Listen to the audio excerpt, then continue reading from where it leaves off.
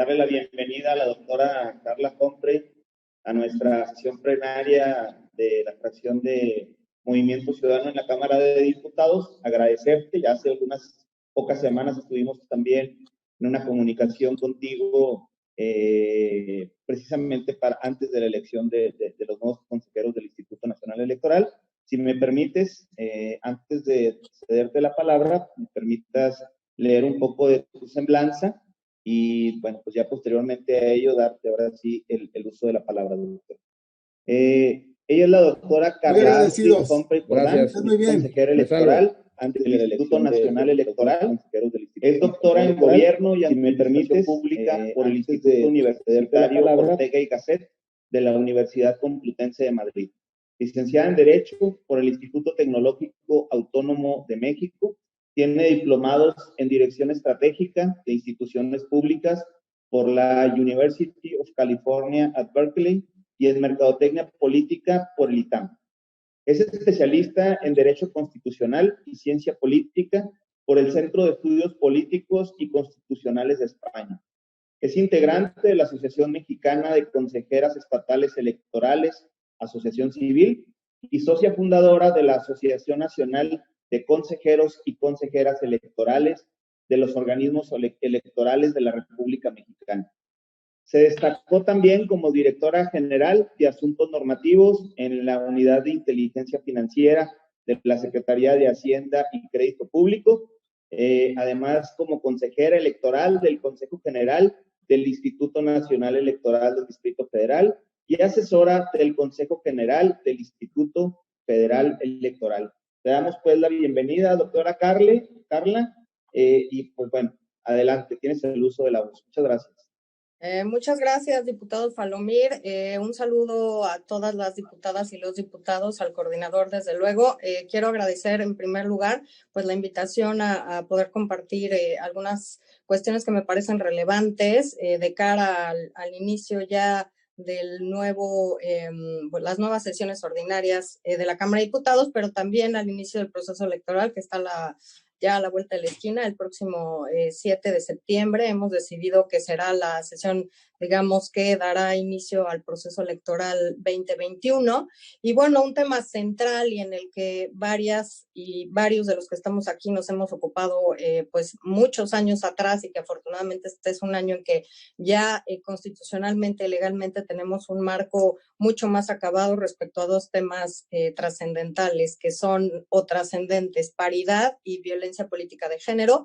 Gracias desde luego a la aprobación del año pasado de lo que conocemos como paridad ya o paridad en todo, ahora es una obligación para pues las autoridades electorales, los partidos políticos e incluso para la integración de cualquier autoridad observar el principio de paridad en los 3 niveles de gobierno, en los 3 poderes del Estado.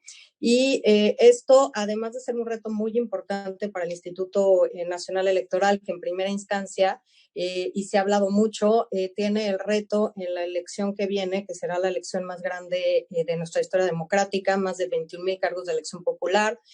Tendremos ahora 95,000 ciudadanos inscritos en el padrón electoral.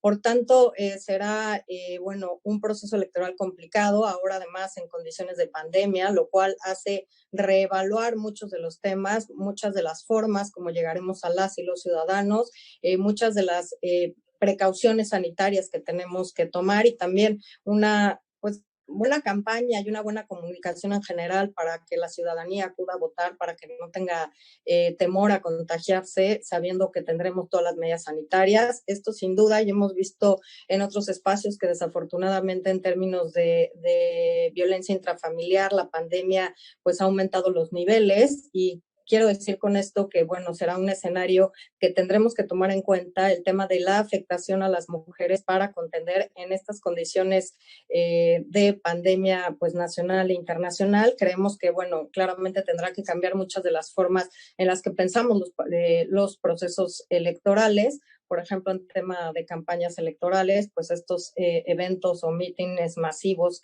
a los que estábamos acostumbrados, pues tendrán que cambiar, cuando menos de entrada, en tomar las medidas recomendadas por las autoridades de salud. Pero también hemos visto que tenemos encomiendas que ya como instituto y antes de que llegáramos, mis colegas habían comenzado, que era una armonización primero interna, toda la regulación del INE. Es decir, teníamos que ver y garantizar que nuestro órgano, por primera vez paritario, el Consejo General, que es algo que yo señalaba, me causaba cuando menos alguna preocupación, que el órgano encargado de garantizar paridad no era paritario en su conformación, primero en Consejo General y después en las propias direcciones ejecutivas. Pero bueno, tenemos primero el reto de armonizar nuestra regulación interna y lo hemos hecho. Estamos ahora en la última etapa, que será va a aprobar el procedimiento especial sancionador por el que conoceremos los temas de violencia política, pero hemos ya reglamentado, por ejemplo, el acceso y la conformación paritaria de las comisiones del Consejo General. También hemos modificado para incluir el lenguaje incluyente en todas las normas internas. Hemos hecho un esfuerzo importante por garantizar la paridad en los soples, por tanto, ahora los soples están conformados paritariamente. En la última etapa que aprobamos la semana pasada, incluso tuvimos la oportunidad de seleccionar a más mujeres que hombres para integrar a los soples. Creo que este es un tema importante en general porque va sentando las bases desde la autoridad electoral, desde el ámbito electoral, que la paridad, además de ser obligatoria, porque es un principio constitucional, es parte de el análisis de cómo estamos integrados en todos los aspectos y parte de una preocupación central de la autoridad electoral de hacer en casa lo que tenemos que también hacer afuera. Es decir, no estamos, vamos a garantizar que se cumpla la paridad, pero también lo estamos haciendo en el fuero interno. Dos sentencias me parecen, o por lo menos una muy relevante, y las últimas sentencias de la Sala Superior, creo que han sido, afortunadamente, han dado mucha luz en los temas de paridad. La primera es la que tuvo que ver con que un congreso local, el de Nuevo León, no armonizó las dos reformas, la de paridad y la de violencia política, en el tiempo necesario, 90 días, de acuerdo con el artículo 105 de la Constitución, 90 días antes de que inicie el proceso electoral. Por tanto, al resolver un juicio de revisión constitucional, determinó que primero el Congreso no había acatado el mandato constitucional para hacer esta armonización. Segundo, que tenía que hacerlo a la brevedad. Y tercero, que esto es lo que me parece más relevante, no dejaron esperando a las mujeres de Nuevo León para que en otro proceso electoral tuvieran que tener garantizados tanto la paridad como poder contender sin violencia de género y tener elecciones en las que pudieran tener una competencia y una contienda sana sin ser violentadas por colegas, mujeres, pero también hombres. Y estableció que los soples debían hacer unos lineamientos para hacer suyos los parámetros constitucionales en ambos temas, y además estableció que se notificara esta sentencia a todos los organismos públicos locales en el país, con la finalidad de que si alguno estaba en una circunstancia igual, es decir, que si su poder ejecutivo no había hecho esta administración, pudieran mediante estos juicios pues acceder a la justicia, y que la justicia entonces proveyera el mismo camino para dotar de este marco jurídico a las mujeres en ambas vías. Creo que esto ha sido muy importante. Y otro tema de reforma en el que estamos trabajando, la segunda sentencia a la que me refería, es una sentencia muy reciente de la Sala Superior que obliga al INE a crear un registro nacional de personas sancionadas por violencia política de género. Estamos ya haciendo estos lineamientos. La Sala Superior nos mandató a emitirlos antes del proceso electoral. Subirá la semana que entra a Consejo General, que tendremos, como ya saben, 2 sesiones de consejo. Nos parece muy importante el efecto inhibidor de esta sentencia respecto a que sea un registro público a la que cualquier persona pueda accesar para conocer si alguien ha violentado políticamente a una mujer.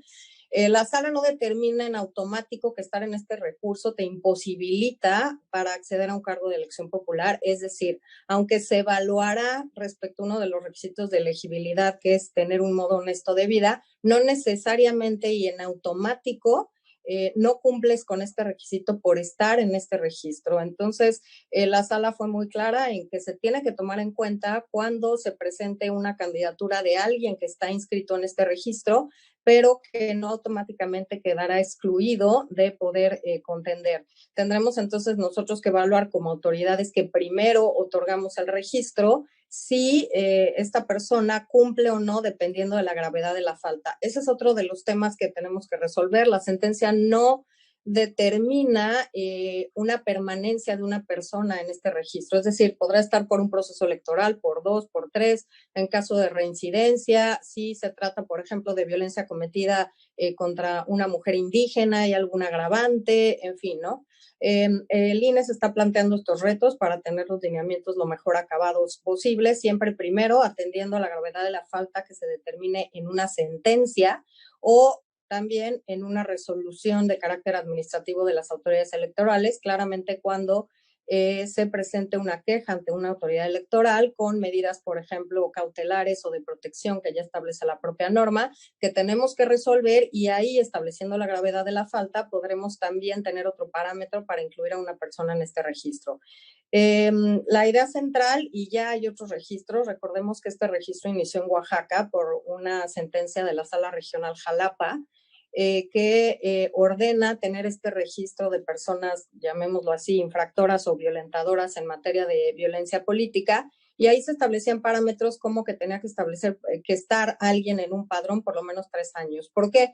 Porque se establecía que, bueno, era el parámetro entre una elección y otra, porque generalmente si una mujer era violentada era para impedirle en primer lugar su acceso a un cargo de elección popular, y hay muchas formas de violentarla, no dándole obviamente la violencia psicológica, sexual, física, pero también en los hechos, no dándoles dinero para las campañas, no dándoles espacio en radio y televisión, es decir, y por eso que me parece una virtud de la reforma de paridad que se publicó en el Diario Oficial de la Federación el 13 de abril del año pasado, es que establece estas medidas de precaución y establece claramente que es el secretario ejecutivo, es decir, no una comisión, no hay que esperar a que se convoque una comisión para que las mujeres puedan acceder a estas medidas de protección. Primero, pues que sea sumario, que sea rápido y que en efecto cumpla con la misión central, que es proteger a las mujeres, a su entorno, a sus familiares, que pueden estar sufriendo violencia política de género en una primera instancia.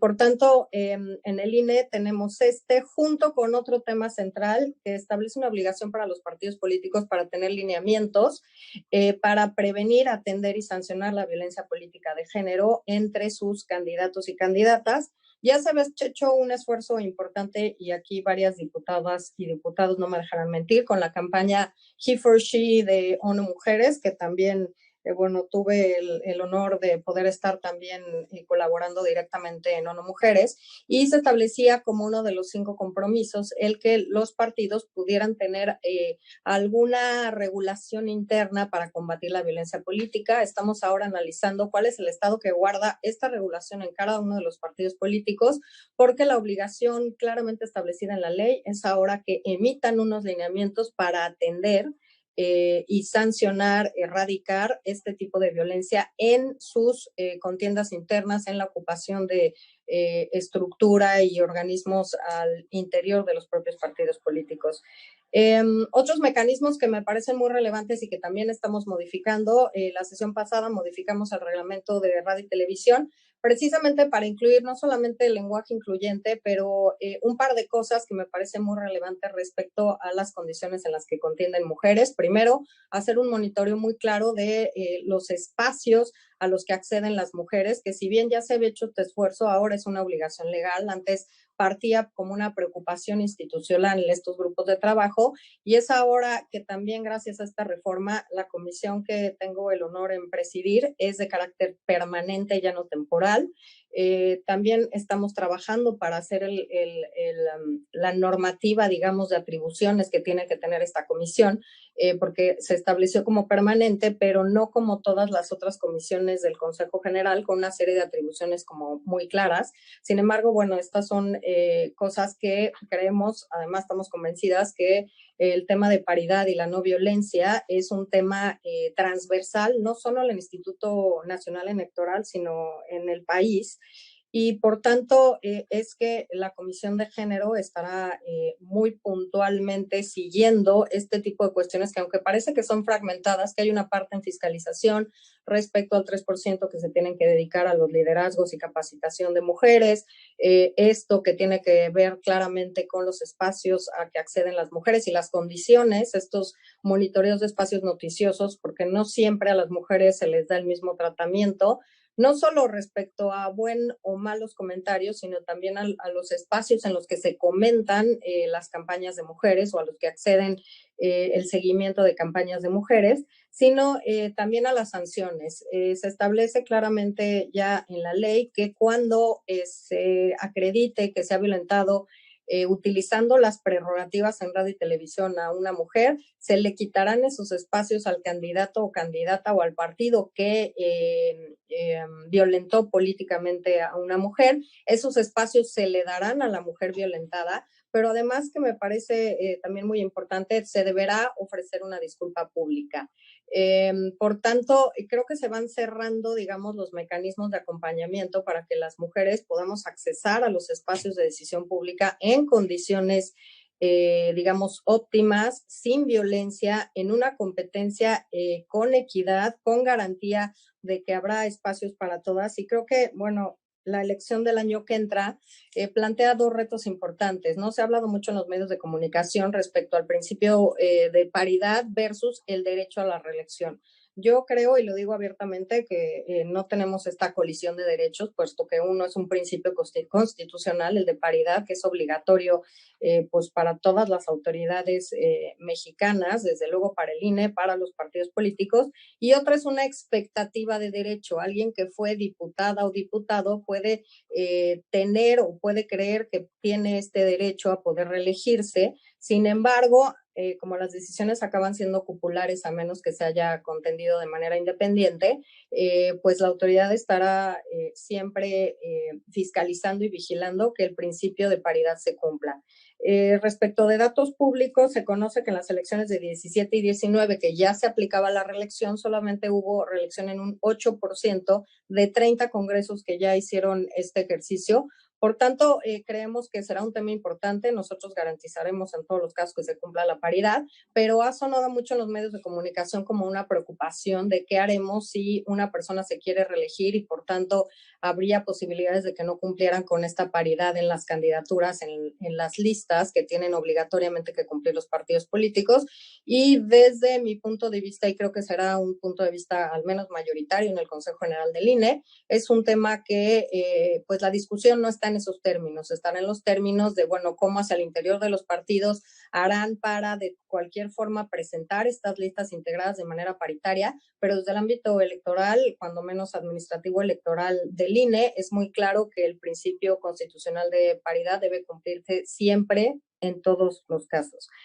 Por tanto, creo que los retos van a ser importantes, pero creo que también tenemos ahora una herramienta normativa que nos permite acometer esta tarea de mejor forma y pareciera que gracias a avances en materia electoral que hemos ido dando par y paso, que hemos ido distintas autoridades desde aquel protocolo de violencia política, desde sentencias. Yo recuerdo bien en 2006 cuando nos teníamos que pelear porque aún en sustituciones debían cumplir la cuota de género, que siempre había este criterio que si eran elegidos los y las candidatas cumpliendo sus procesos democráticos de cada uno de los partidos políticos, pues podían entonces no cumplir con las cuotas. Desde 2006 creo que hemos avanzado en un camino que ha sido constante, que ha avanzado afortunadamente en la línea y en la dirección correcta, y creo que esta elección, que será la más grande, pero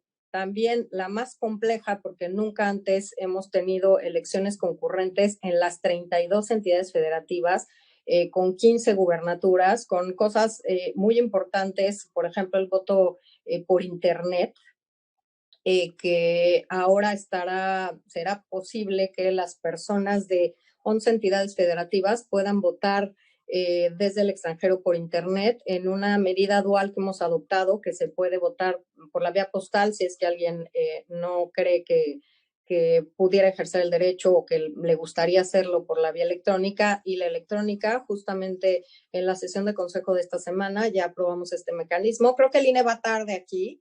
El Instituto Electoral del Distrito Federal en ese entonces, en 2012, ya había hecho este ejercicio del voto electrónico por internet desde el extranjero.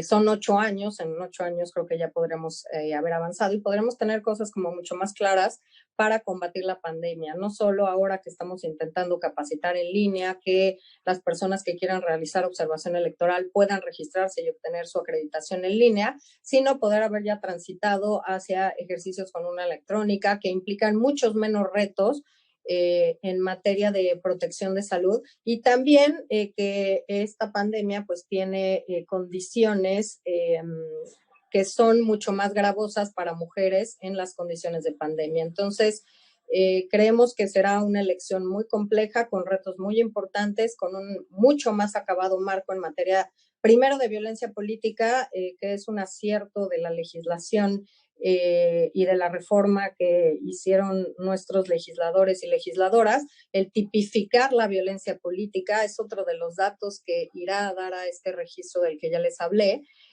Pero creo que estamos en pisos mínimos. ¿Qué quiero decir?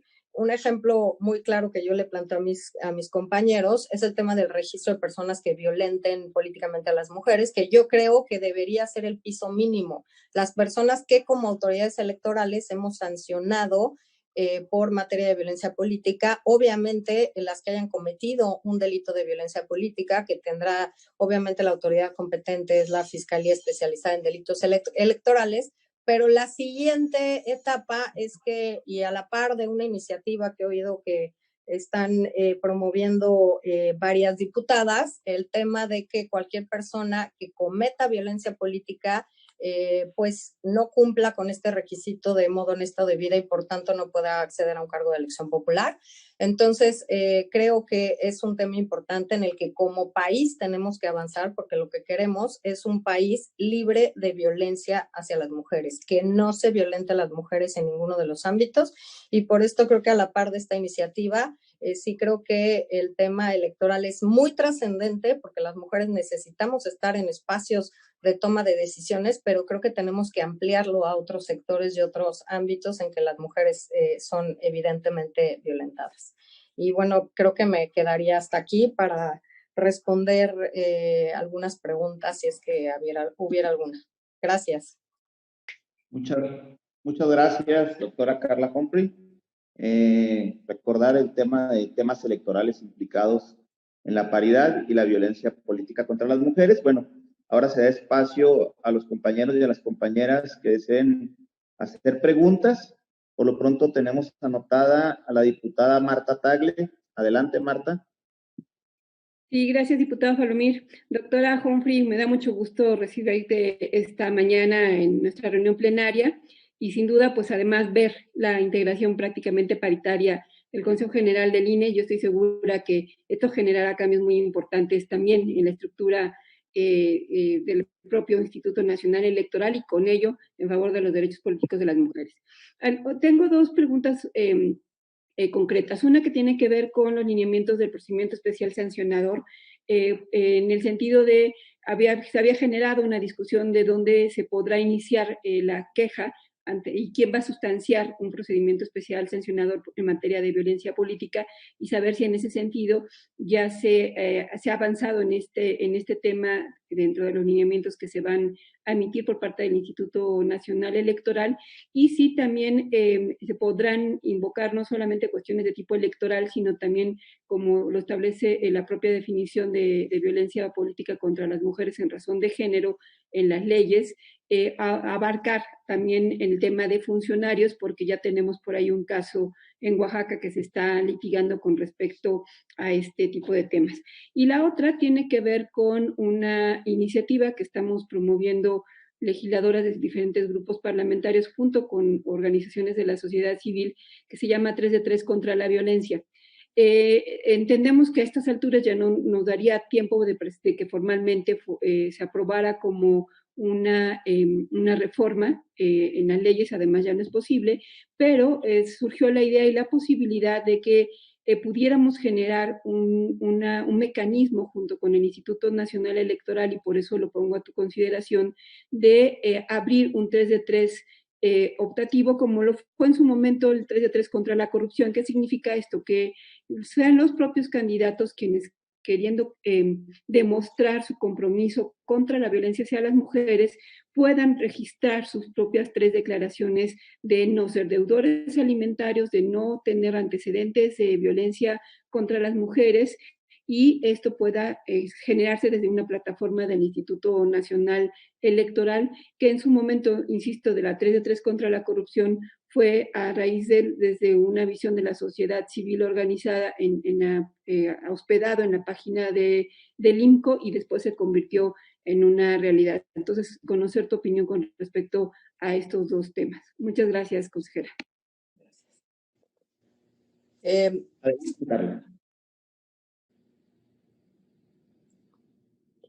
No sé cómo lo están organizando, si preguntan todos y luego contesto o contesto a cada quien, como ustedes me digan. Bueno, si me permites, entonces preguntarle a las demás compañeras y compañeros si alguien más tiene comentarios, dudas.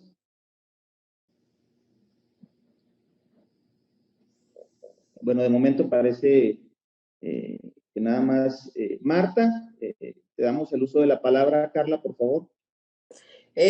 Sí, gracias, Marta, también gracias por la invitación. Y sí, bueno, que yo estoy absolutamente cierta que las condiciones paritarias ahora del Consejo General impulsarán el desarrollo de distintas medidas para garantizar la paridad, para garantizar que más mujeres también estén en los espacios del propio Instituto Nacional Electoral, y para que tengamos más ojos justamente para cumplir con la legislación aprobada en el Congreso de la Unión. Respecto al PES, nosotros justamente ayer hubo una comisión de reglamentos, una comisión temporal que se creó para armonizar toda la regulación interna en el INE en materia de paridad y de violencia política.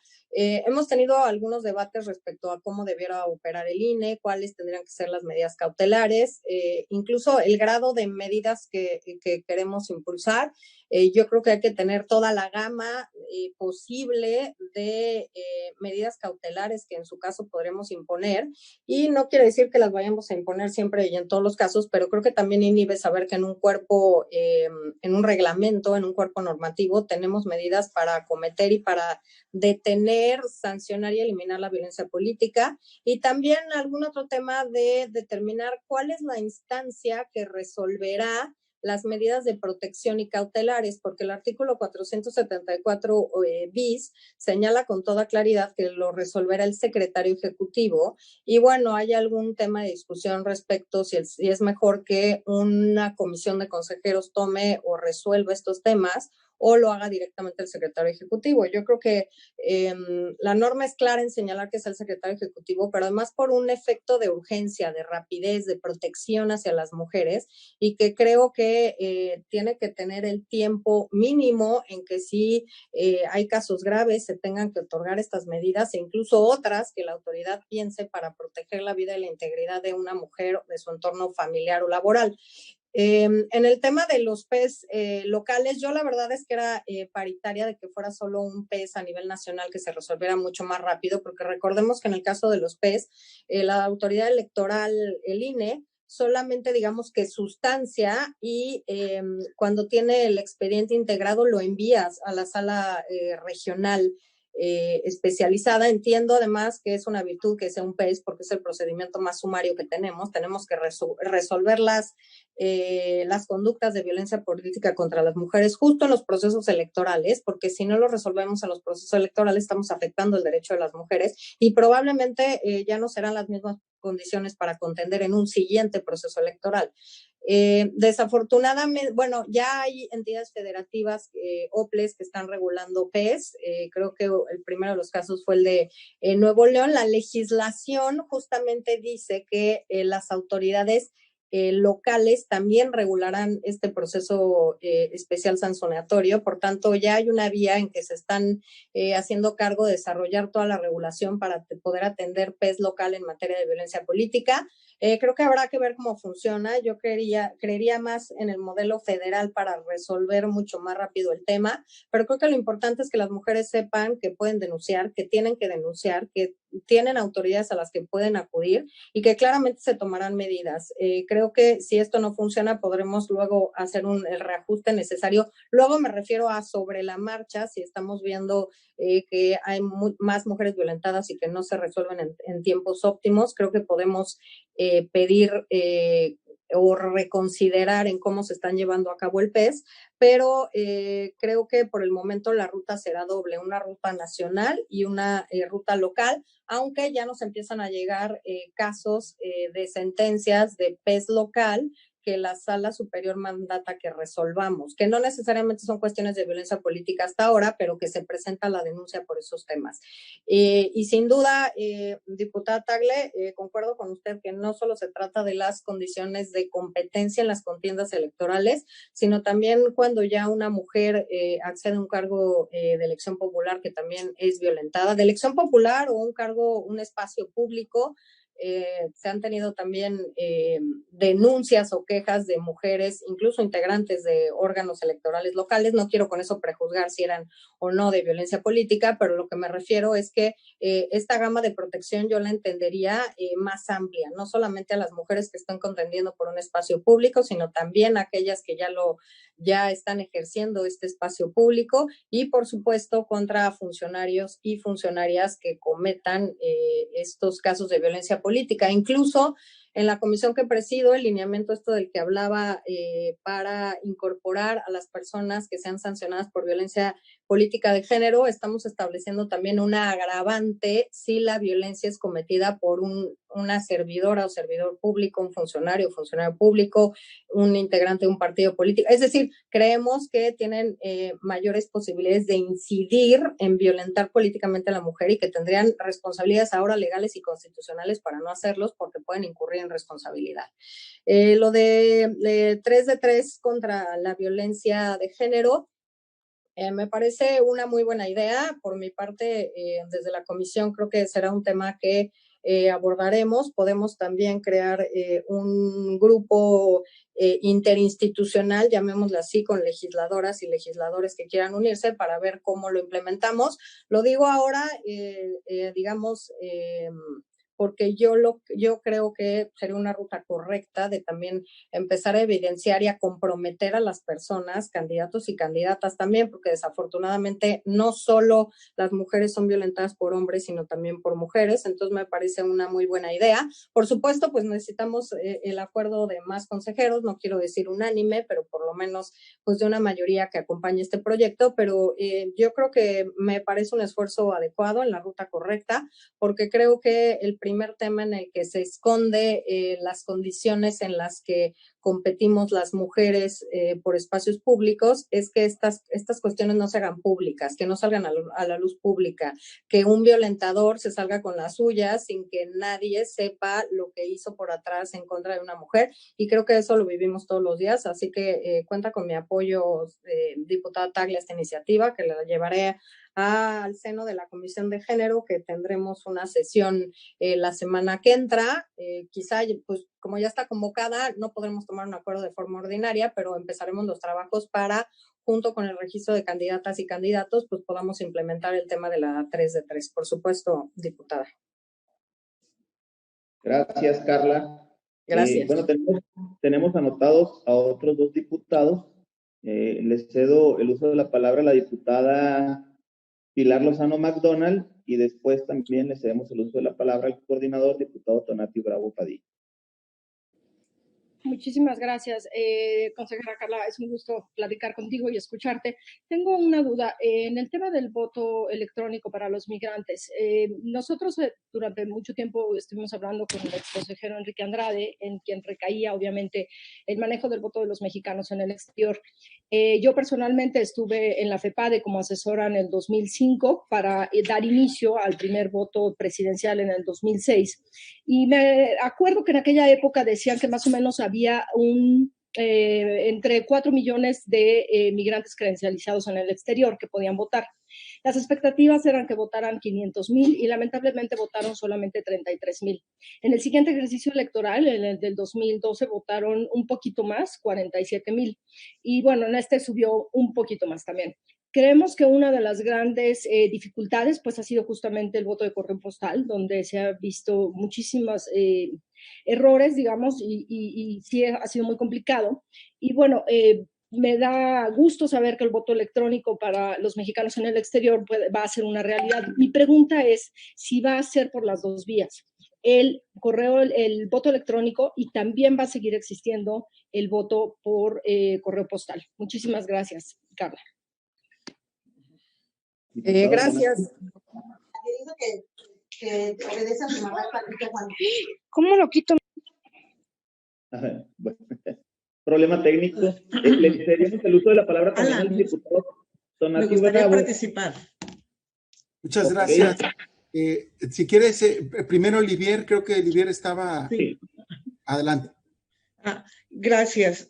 Bueno, mi pregunta sería, ampliando un poquito lo que hizo nuestra compañera, la diputada Pilar, es en el tema sobre el voto electrónico en el extranjero. Se han hecho ya dos pruebas, digamos, que se lo han hecho, que fue en marzo y agosto. Mi pregunta es, ¿cuáles son los resultados que se ha tenido en estas pruebas que ya se hicieron?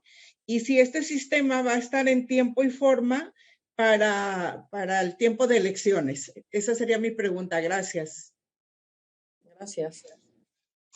Diputado Tonatiuh, por favor. Muchas gracias, estimada Carla, por tu presencia y por supuesto estamos muy contentos con tu participación en el Instituto Nacional Electoral por la amplia experiencia que tienes en la materia en diferentes espacios que concurren con el tema electoral. La pregunta o la participación que yo haría tiene que ver con la necesaria armonización de varios aspectos que la generación del INE ha propiciado.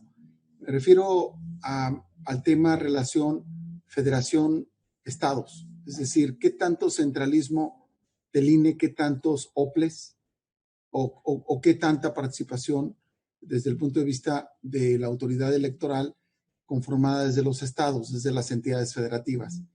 Aquí yo la pregunta que te haría es, para ti, ¿cuál es la fórmula que puede resolver el tema en virtud de que fue una reforma constitucional la que les quitó, en cierta manera, las atribuciones electorales a los estados y los deja solamente como una OPLE con absoluta posibilidad de que intervenga la autoridad central en la materia electoral?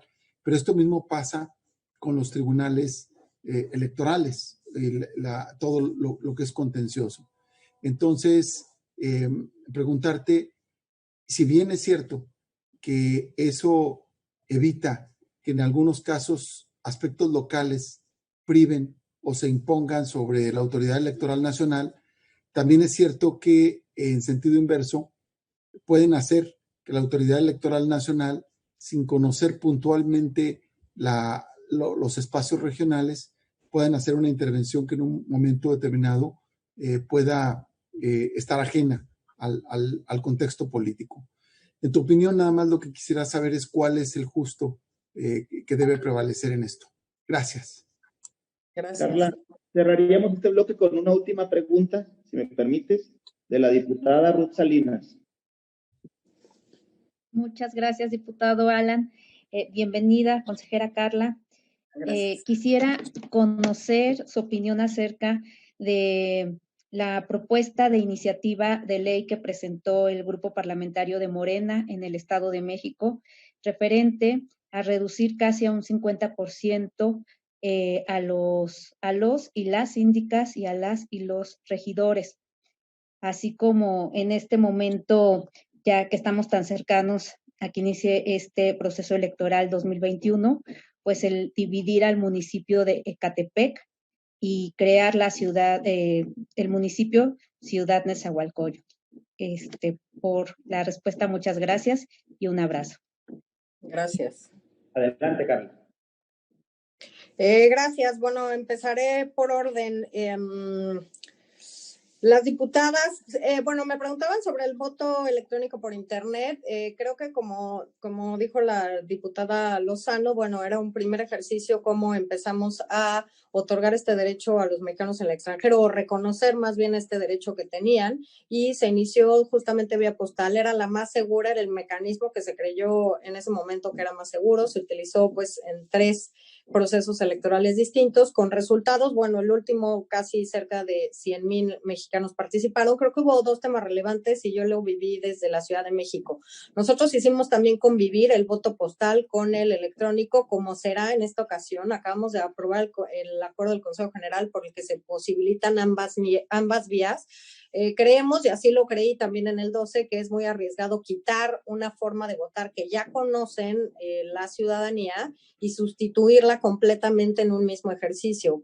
Creemos que como que par y paso deben acompañarse las dos para que las ciudadanos tengan, la ciudadanía tenga mayores opciones para ejercer su voto. ¿Qué estamos haciendo? Maximizar los derechos de los ciudadanos, posibilitándoles a votar de distintas maneras. Yo soy una convencida del voto electrónico. Creo que la pandemia nos ha enseñado que la tecnología no es enemiga de la ciudadanía, ni de cómo ejercemos nuestros derechos, ni cómo laboramos, etcétera. Creo que hemos aprendido a marchas forzadas, pero la verdad es que tengo, pues desde ayer que lo aprobamos, he tenido noticias, y así lo tuve en el 2012, de gente muy comprometida por el voto por internet, porque el voto postal necesitabas, y así lo definía una académica, necesitabas súper ciudadanos y súper ciudadanas que de verdad quisieran ejercer el derecho, ¿no? Estar con tiempos distintos, mandando datos de la credencial del elector, un domicilio que pues no en todas las ocasiones la gente quiere proveer su domicilio, recibir a vuelta de correo la boleta postal, enviarla por correo certificado. En la primera ocasión incluso pues ellos tenían que asumir esos costos. Entonces era muy complicado el proceso, de verdad implicaba ciudadanos absolutamente comprometidos y con muchas ganas de querer votar para pasar por todas estas etapas de voto. Respecto a los 2 simulacros, hemos hecho, sí, 2 simulacros ya se han hecho. Uno recién entrábamos a inicios de agosto. Tendremos otros 2 más. Hasta ahora, otra ventaja de la ley que nosotros hicimos, y creo que esto lo voy a ligar con la pregunta después del coordinador de Movimiento Ciudadano. Lo que hacíamos en ese momento respecto al voto electrónico en 2012 es justamente pedir estas auditorías que ahora se exigen por ley, ir de la mano con los partidos políticos, que pudiera llevar cada uno de ellos, digamos, a sus especialistas en estos temas, porque pues, sabremos muchos que no entendemos gran cosa cuando nos hablan de los sistemas y los blockchain y cómo funcionan, ¿no? Pero creo que es una virtud tener estos 2 votos. Los simulacros seguirán aportando algunos elementos que podemos ir modificando para tener un sistema más sólido, más seguro, más robusto, pero sin duda las 2 auditorías, una por la UNAM y otra por Deloitte, lo que han arrojado es que es un sistema sólido, seguro, con distintas particularidades. Por ejemplo, en 2012 nosotros abrimos la elección el jueves anterior al domingo de la elección para que pudieran votar desde el jueves a domingo, y ahora se abrirá 15 días, desde el 21 de mayo hasta el 6 de junio. Incluso a las 6 de la tarde, si entraste al sistema a las 5:59, tendrás media hora para poder ejercer tu voto. Y bueno, después los votos se irán recibiendo en una bóveda que no está ligada a la persona que vote. ¿Por qué? Porque la persona podrá tener su voto en un código de estos de Quick Response, los QR, pero el voto, digamos, el sentido será guardado en llamémosle en una boda electrónica y digital para después abrir este sistema y que se integre al programa de resultados electorales preliminares. Creemos que es un voto seguro, creemos que es un paso en la dirección correcta de poder facilitar, e incluso hablaba la diputada Lozano de todas estas etapas, incluso los costos en los que se ha incurrido, y un análisis del INE precisamente de la comisión que encabezaba el exconsejero Enrique Andrade, hablaba de que por lo menos se podían disminuir 30% de los costos a los que tenemos que hacer frente por asumir el voto de manera postal. Entonces, pues yo diría que seguimos trabajando, ya se aprobó que será por estas dos vías, postal y electrónica, ya se aprobaron, digamos, a grandes rasgos las características del sistema, seguiremos en la línea de seguir haciendo simulacros, las auditorías se siguen realizando, siguen habiendo reuniones para ir fortaleciendo cada vez más el sistema, pero digamos que en términos generales, tres cosas, sí hay voto electrónico, sí convive todavía con el voto postal, y sí, además, estaremos siguiendo todo este proceso junto con los partidos políticos, con las auditorías, con distintas reuniones y sesiones de la Comisión Temporal del Voto Electrónico, porque creemos que va a ser muy importante para muchas cosas. Primero, pues para la elección presidencial siguiente, pero segunda, para empezar a pensar en cómo desde o en nuestro país podemos ofrecer también distintas alternativas para que las personas voten. Estamos planteando dos temas también, voto en centros penitenciarios, aquellos que todavía no han sido sentenciados, y también votos en hospitales para el personal que trabaje ahí, pero para las personas que desafortunadamente pues están ingresadas en un centro de salud, en un hospital. Entonces creemos que esta es la ruta que tenemos que seguir, cómo ampliar las posibilidades para que las y los ciudadanos puedan hacer ejercicio de sus derechos. Y decía que lo ligaba a la pregunta del coordinador de Movimiento Ciudadano, precisamente porque el ejercicio del voto electrónico, y por qué digo que llega tarde el INE, pues claramente son de estos ejemplos en que los soples son muy valiosos. Yo no estaba en OPLE directamente, pero estaba en lo que eran institutos estatales electorales que tenían toda otra dinámica, eran elegidos sus integrantes por el órgano legislativo de la entidad federativa, pero creo que la historia es muy clara en cómo la legislación electoral a nivel nacional se nutre y se ha ido nutriendo de estas experiencias a nivel local. El voto electrónico por internet es una de esas, el voto electrónico en urnas electrónicas es otra, por ejemplo, la tinta indeleble con colores distintos para saber en qué elección ya se votó, por ejemplo, en la Ciudad de México era morada, es otra. Los documentos y materiales de capacitación pues, tenían una calidad muy superior a nivel de OPLES y además un contacto mucho más directo con la ciudadanía. Entonces, ¿qué diría? Creo que haría falta definir legalmente los mecanismos de coordinación y de colaboración entre el INE y los OPLES, porque queda como a medio camino. Entonces, en algunos temas pareciera como, y es muy claro, ¿no? Los temas que se nacionalizaron, como la capacitación, como la fiscalización, claramente el INE, digamos, lleva la pauta en esos temas, pero yo creo que si estamos pensando en términos de recursos, tendríamos que pensar si el INE entonces tiene que tener toda esta estructura en los estados o si debiera apoyarse para hacer sus funciones en las entidades federativas, en los OPLES, con un reto importante, porque la queja o el problema que se pretendía resolver con la reforma de 2014 y con que el INE determine a las y los integrantes de los OPLES, pretendía darles autonomía y quitarles cuando menos de las presiones de los poderes locales, pero creo que mientras su presupuesto dependa de los poderes locales, tampoco logramos claramente este tema de darles completa, digamos, autonomía y entonces un funcionamiento a la par de la Autoridad Electoral Nacional. Creo que el tema presupuestario, y lo conocí de forma directa, concretamente en la Ciudad de México respecto al voto por internet, pues como estaba mandatado en la ley que tendremos que iniciar los estudios, pero no necesariamente era la tendencia de la mayoría de la Asamblea Legislativa, pues no nos dieron recursos para ese proyecto en 2011. Iniciamos los trabajos para el voto por internet con economías del propio instituto y bueno, después yo creo que pues ya inicia el proceso electoral, por ahí de octubre, noviembre nos dotaron con recursos para ese proyecto, pero creo que es una de las cuando menos de las formas en las que se pretende ejercer alguna presión en órganos electorales, cerrando el flujo de recursos. Teníamos tribunales cuando estaba en sala superior, me acuerdo de comentarios de magistrados locales que decían, bueno, es que nos están cerrando recursos, no tenemos ni para la luz. Entonces, creo que es una manera muy a la mano, por llamarlo así, de los poderes estatales para ejercer presión e influencia en los soples. Y yo creería, y lo digo sinceramente, que habría que fortalecer estos mecanismos desde la ley de coordinación y de colaboración, pero creo que debiera fortalecerse los organismos públicos locales.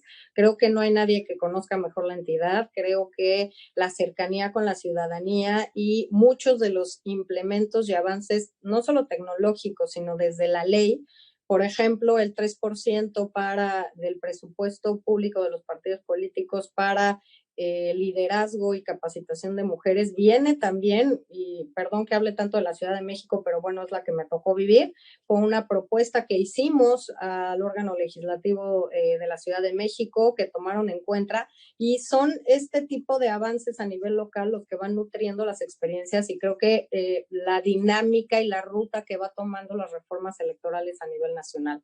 Por tanto, pues esa es mi opinión. Si la opinión también era entre desaparecemos los soples o no, creo que habría que, y lo dije además en la sesión que acabamos de aprobar de presupuesto, creo que hay que analizar muy claramente el INE, cómo funciona administrativamente, cuáles son los reglamentos que hay que cambiar para ser más eficiente, abatir costos, etcétera, pero también un tema de una reingeniería de procesos electorales que me parece muy importante. Y sobre todo, más apreciamos. Nos quedan 2 minutos ya para finalizar. Pilar Lozano, la diputada, ha pedido nuevamente la palabra ya para una última pregunta. Perdón, es que me faltaba rapidísimo la de la diputada Salinas. Yo creería que cualquier reforma que hable de reducción de espacios públicos tiene que analizarse con mucho cuidado. También se ha hablado, por ejemplo, de la Cámara de Diputados, si se quitan o no los plurinominales, y creo que no hay solo que verlo como el número de integrantes, sino también los espacios a otras opciones políticas que se otorgan mediante esta ruta.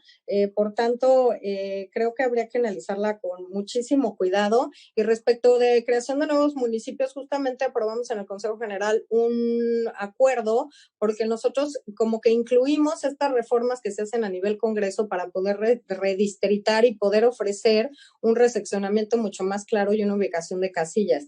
Creo que pues tenemos que tener cuidado en que los ciudadanos y las ciudadanas sepan que están representados dentro de su ámbito territorial, y que en esa medida, pues nosotros par y paso vamos haciendo los estudios necesarios, no solamente por las directrices que van dando en estos temas los congresos locales, sino también desde lo que la autoridad administrativa electoral cree que debe ser respecto a cómo debemos rediseñar, por ejemplo, una sección o cumplir con el mandato de la ley respecto a los mínimos y los máximos para, por ejemplo, unir secciones electorales, dividir secciones electorales, ampliar secciones electorales, en fin. Entonces, creo que debe ser un tema que tenemos que tener con mucho cuidado, cómo proyectar estos temas de disminución de representación o de integrantes en organismos públicos, los que sean.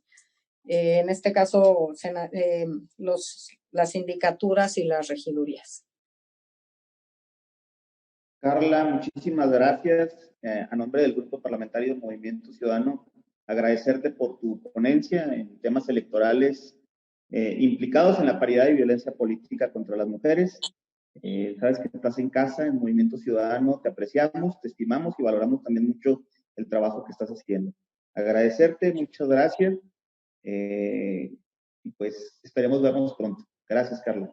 Gracias por la invitación, un saludo a todas y a todos, y por supuesto estamos a la orden allá en el Instituto Nacional Electoral, y un gusto compartir unos minutos, una hora con ustedes. Muchas gracias. Muchas gracias, Carla. Gracias.